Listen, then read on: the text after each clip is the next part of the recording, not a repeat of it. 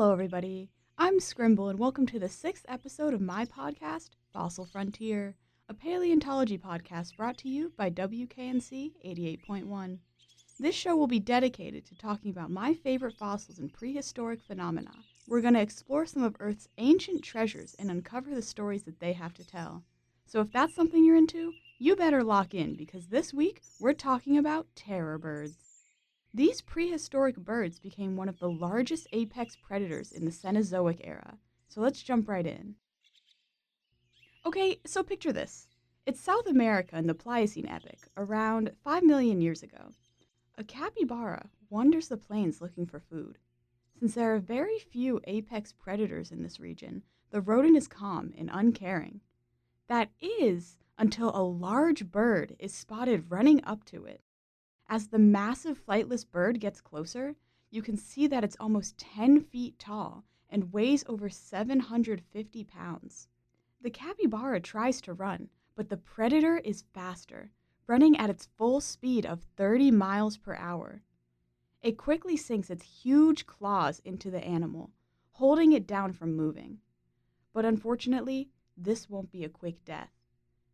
As the capybara cries out, the bird picks it up and begins shaking it and slamming it to the ground.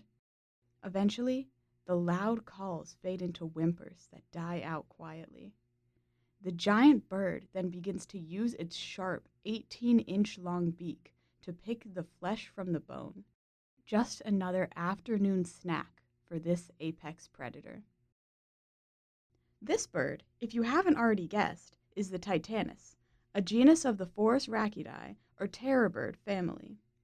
These guys lived from about 43 to 2.5 million years ago, and as their name suggests, they terrorized rodents, mammals, reptiles, and any other animal they could sink their claws into in South America. There were about 25 species of terror birds running around, each with their own characteristics. With very few competitors on their level of the food chain, they were very successful predators with many adaptations used to subdue and kill their prey, like their massive claws for stabbing, or their giant skulls that were actually fused together, which allowed them to peck their prey to death. Some were even thought to be scavengers, picking through animals killed by other predators. But no matter how they got their food, one thing remains to be true: they were good at it. You see, these guys were living in a post-dinosaur world.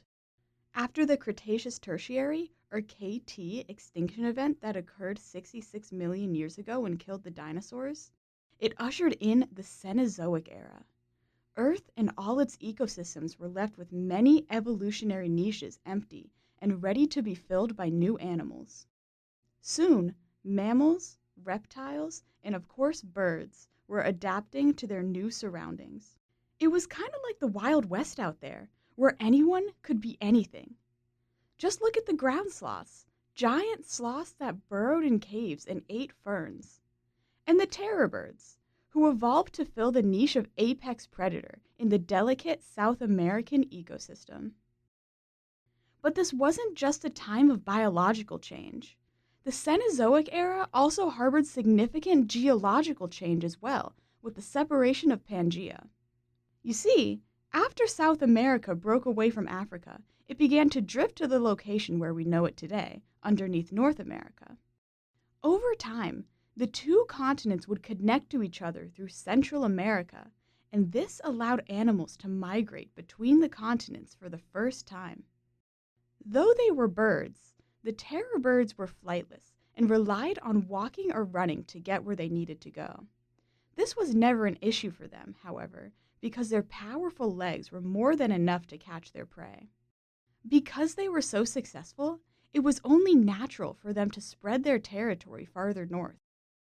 So about 3 million years ago, before the bridge between continents was even fully developed, early immigrants like the Titanis began island hopping to get to North America. This was called the Great American Exchange. But what the Titanis found when they got there would alter their food chain forever, as unforeseen creatures lurked just beyond the border. When terror birds showed up, they were met with North American predators. from wolves to big cats to bears. For the first time in their millions of years of existence, they had real competition for food. They had to struggle to find prey and protect it from the other predators. While this was likely a challenge at first, the birds' many intimidating adaptations were enough to keep them at the top of the food chain, albeit alongside the other apex predators in the ecosystem. So there they were, the terror birds, already a big deal in South America, and now slowly taking over North America too. Will their reign of terror ever end? Well, as you know, they're not around today, so obviously it did end.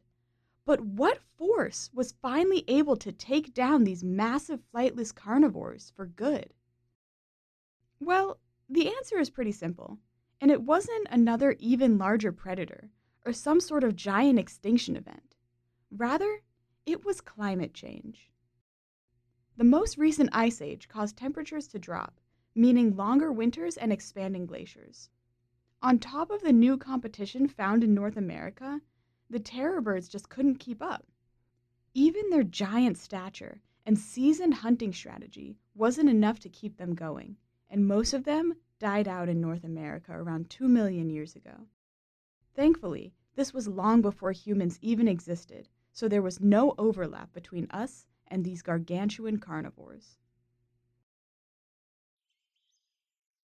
Ultimately, while terror birds' reign was short, it proved very successful and likely terrifying for any prey in their era. From the dense forests of South America to the grasslands up north, these formidable avian predators once ruled any ancient landscape that they found themselves in. They went from big fish in a small pond to just bigger than average fish in a large pond. But their migration and the Great American Interchange as a whole sparked a new era for the Americas. With new animals and plants being introduced for the first time, they were forced to adapt or go extinct, shaping the Earth we know today. But the story of the terror birds just goes to show, when we take a risk and migrate to a new opportunity, we may just find out that we're stronger than we thought we were.